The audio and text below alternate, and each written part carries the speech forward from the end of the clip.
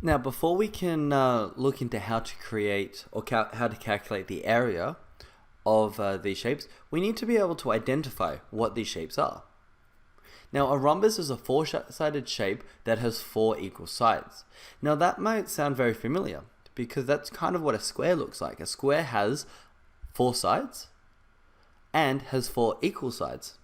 However, a rhombus is being pushed on its side. Okay, an example is shown over to just down below. Okay, so it's like a square has been pushed over. So if it looks like a square, it's got four equal sides. We can say that it is a rhombus.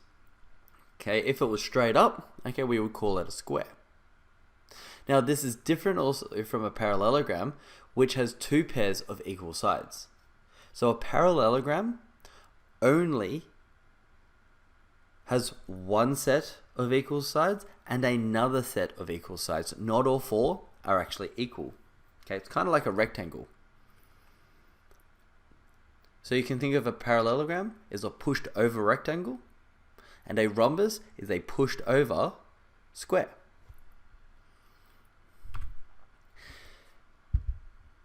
Now, a kite is a four-sided shape that has four pairs of adjacent sides. Okay, it kind of looks like a diamond. Now, this is different from a parallelogram that has two pairs of equal sides. So if the shape kind of looks like this, okay, we can call that a kite. Let's have a look at the areas now of both kites and rhombuses. Now, as I said, these are exactly the same.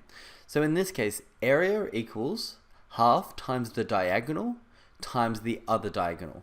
So in this case, the diagonal, okay, is that line. So from corner to corner, and then the other corner to the other corner. So these two lengths, okay, that we see, okay, are times together, and we then times that by a half. Okay, so we're going to demonstrate that in a couple of examples. So we're going to put the formula of areas of the rhombus and kite into practice. So after this little segment, you should be able to calculate the areas of both of these shapes. Now, the first shape that we've got in A, okay, this is classified as a kite, okay, because it's got adjacent sides that are the same length. So this is the same length as this, and this is the same length as this. So coming down here, the first thing we need to do, okay, is to write our formula. So half x, y. Okay, so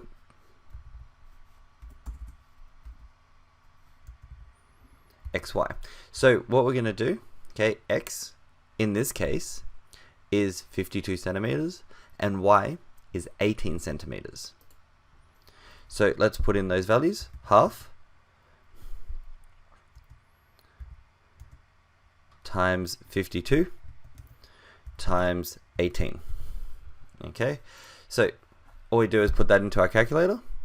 So half times 52 times 18. Okay, now the answer to that is 468, okay, centimeters squared. Okay, nice and easy. Now, just because we've got a different shape over here, okay, so this is a rhombus, notice how all the sides are equal, okay, but it's on a slight slant. It's like the square has been pushed over. This is a rhombus.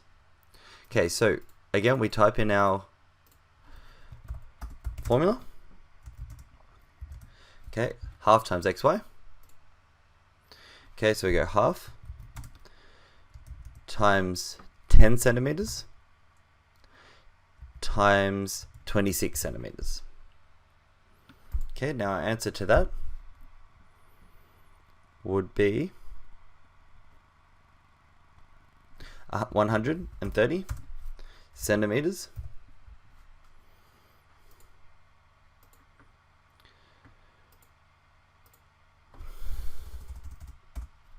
130 centimeters to the power of 2. Okay, nice and easy. So this is how we calculate the areas of both kites and rhombuses.